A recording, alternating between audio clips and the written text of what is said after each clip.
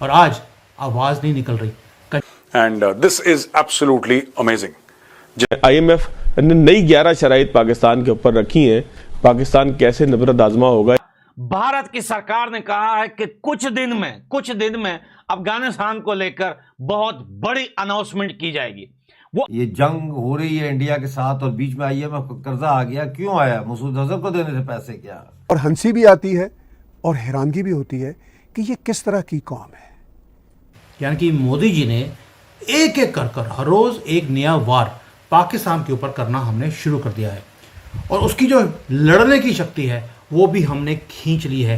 क्योंकि तो अब ऐसे हालात में मुजम्मिल साहब, हमारी जो माशी टीम है वो कैसे IMF वफ्द को आमादा करेगी? आपका तो अपना जो दोनों गाल हैं सुर्ख हुए में, इतने चांटे पड़े हैं आपको इंडिया से, लेकिन इसको थप्पड़ कहते हैं। ये जो IMF ने थप्पड़ मारा है ना, इसको थप्पड़ कहते हैं। ये थप्पड़ पड़ा है आपको इंडिया से पंगा लेने का। तो आपको ये बताऊं कि पाकिस्तान को आग क्यों लगी हुई है। पाकिस्तान का क्रियाक्रम हो जाता है। क्या इनकी अकल खत्म हो चुकी है? और क्या हमेशा से ही इनकी मत मारी हुई थी? क्या हमेशा से ही ये झूठ के मास्टर हैं? बाज शरीफ पैर पे गिर गए इसके मार्को रूबियो के, और मार्को रूबियो आपने जो देखा है वो जंग का दिबाचा भी नहीं था, ये उससे भी छोटी चीज थी। एक फोन जाता है IMF को, और IMF ने जो लोन देना था पाकिस्तान को वो स्टॉप कर दिया गया है। पाकिस्तान की तो मक्खी की औकात नहीं थी। क्या था पाकिस्तान के पास? चड्डी में जिना घूमता था जब ये पाकिस्तान बना था। ये है हिंदुस्तान से पंगा लेने की कीमत। आज भीख मांग रहे हैं। मोदी जी ने एक बार बोला था कि भीख मंगवाऊंगा मैं पाकिस्तान से। ज़राई पानी की किल्लत के बायस फसलें तबाह हो रही हैं और काश्तकार एहतजाज कर रहे हैं। एकदम ही बर्बादी ला दी, तो वो एकदम घुटनों पर आ गए तुरंत ही, जैसे न्यू। मतलब इसमें तो कोई ढकी छुपी बात नहीं है कि जो कर्ज है वो इस वक्त फर्ज हो गया, और हमने डिक्लेयर कर दिया कि पाकिस्तान के अंदर उग्रवादी इनकी आर्मी ही है। तो जब हम अब 60 लोगों की टीम पूरे दुनिया में चक्कर लगा रही है, सारी पार्टी के लोग उसमें शामिल हैं और दिखा रहे हैं दुनिया को कि किस तरह से इनके जब उग्रवादी मरते हैं तो आर्मी के लोग वहाँ पे खड़े होते हैं। IMF कह दिया, इनकी ISI की जो लोग हैं वो खड़े होते हैं और कैसे मातम मनाते हैं अपने उग्रवादियों के मरने का। यानी कि स्टेट पॉलिसी है टेररिज्म, इनके नेशनल हीरोज़ हैं। अब इससे क्या होगा? अब आगे जाकर और भी ज़्यादा सख्ती की जाएगी on this so called nuclear power in this world. वैसे तो उम्मा की ओनली न्यूक्लियर पावर है जो आज अपना बजट भी खुद लिख नहीं सकती है। वो IMF का जो नीचे सबसे नीचे वाला एक क्लर्क होता है, जब तक वो साइन नहीं करेगा पाकिस्तान अपना बजट भी अनाउंस कर नहीं सकता।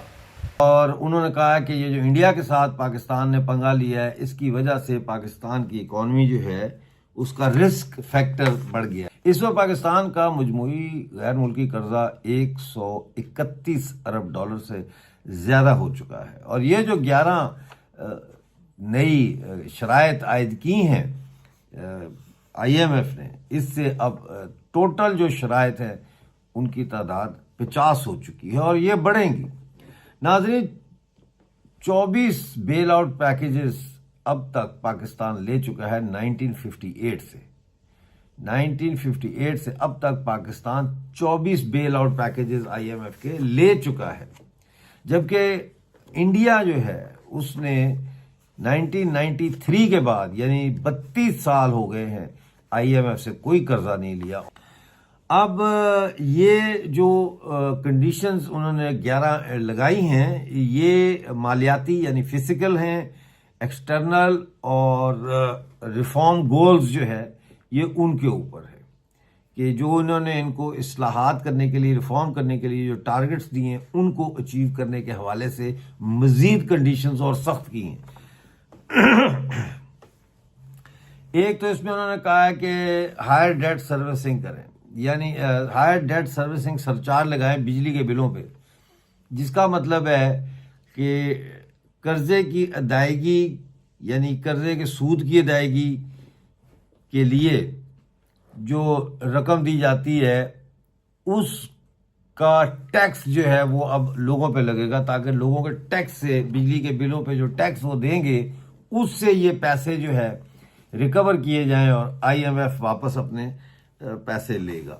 तो ये एक उन्होंने कहा है कि अब आप इलेक्ट्रिसिटी जो है, बिजली जो है, उसके ऊपर सरचार्ज लगाएं, कर्जा, स्पेशल कर्जा, डेट सर्विसिंग सरचार्ज, यानी उस पर लिखा होगा डेट सर्विसिंग सरचार्ज।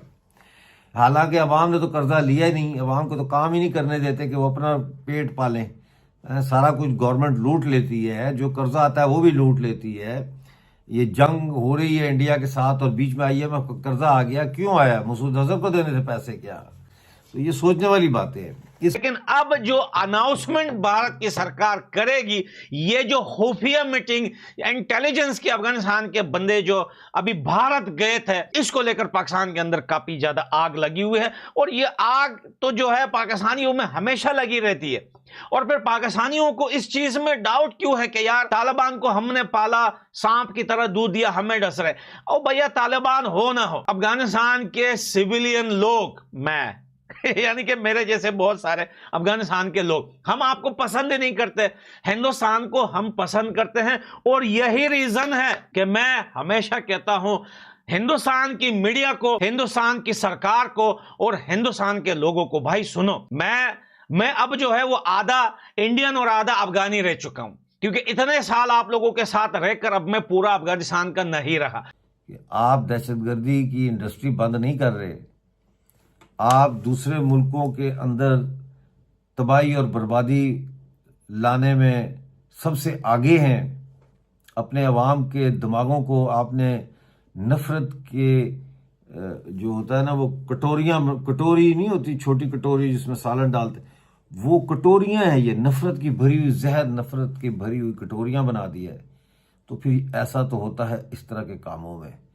फिर अब रोना मत, जब आपको टैक्स लगेगा लोगों को, जब आपको बाजू मरोड़ के IMF आपसे पैसे मांगेगा, फिर रोने की आवाज नहीं आनी चाहिए। अब मैं आपको बताऊं अफगानिस्तान के लोगों की कमजोरी क्या है, इस कमजोरी का फायदा उठाइए। ये मैं आपको बता रहा हूं अफगानिस्तान से होके, अफगानिस्तान के लोगों की कमजोरी ये है कि अगर किसी ने उन्हें इज्जत दी, अगर किसी ने उन्हें प्यार दिया, तो खुदा की कसम अफगानिस्तान के लोग ना अपना सर कटवा देंगे उसके लिए। ये अफगानिस्तान के लोगों की बहुत बड़ी कमजोरी है, बहुत बड़ी कमजोरी है। ये मैं खुद आप लोगों को बता रहा हूं, अफगानिस्तान के लोगों की कमजोरी। अब चाहे वो तालिबान हो, अब चाहे वो सिविलियन हो, चाहे वो मुजाहिद हो, चाहे वो पिछली सरकार वाली जो पिछले सरकार के लोग थे, चाहे वो हो, बस अफगानिस्तान के लोगों की एक कमजोरी है। और वो कमजोरी ये है कि अगर किसी ने उनको अपने गले से लगा लिया और उन्हें अपना भाई बोला, उन्हें प्यार दिया, तो भैया ये लोग अपना सर कटवा देंगे आपके लिए। ये